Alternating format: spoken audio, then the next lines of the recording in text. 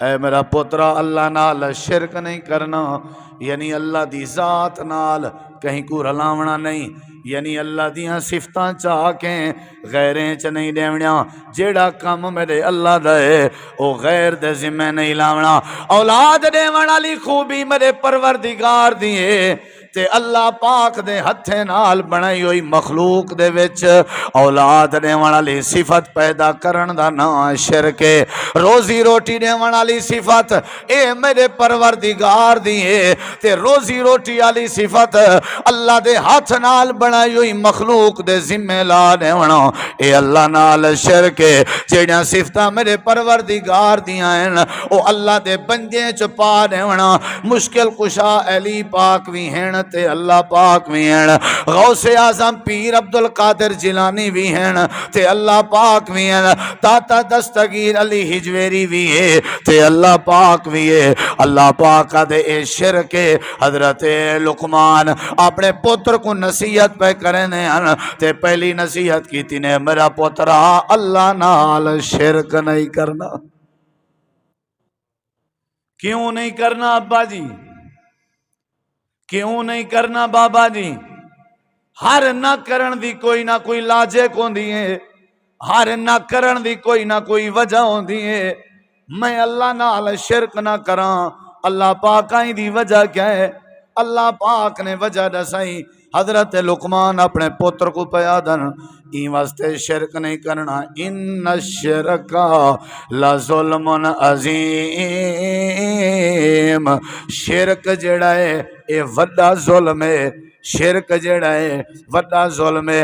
زنا کرنا ظلم ہے لیکن چھوٹا ظلم ہے، شرک زنا کے بھی وڈا ظلم ہے۔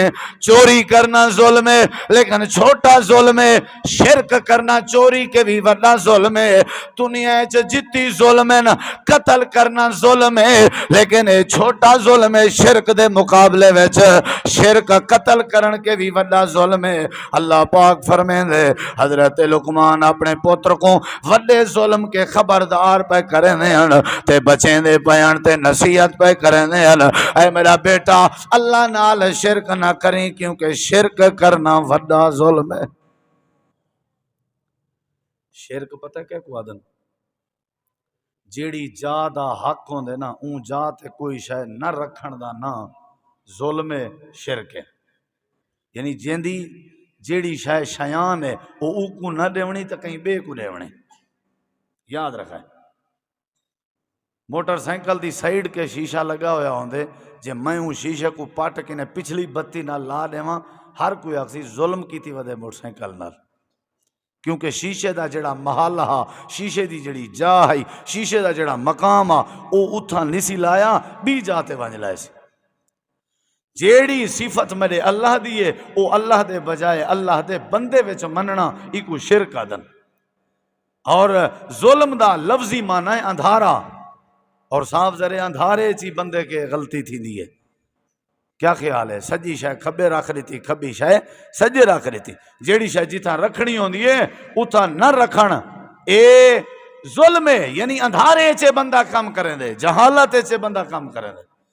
اللہ تعالیٰ نے فرمایا حضرت لقمان نے اپنے پتر کو نصیحت کی تھی ہے کہ میں تمہارے سامنے قرآن پڑھدا کھڑا، پہلی گال اے سبق سکھوں، ساکو نصیحت کرنی چاہیے، دوجا اے سبق سکھوں نصیحت کیا کرنی چاہیے جیڑی شاہ حضرت لقمان نے کیتی ہے، اور تیجی نصیحت اے پکڑوں سبق پکڑوں کہ قرآن ساکو کتنا پیاریاں باتاں سمجھیں دے۔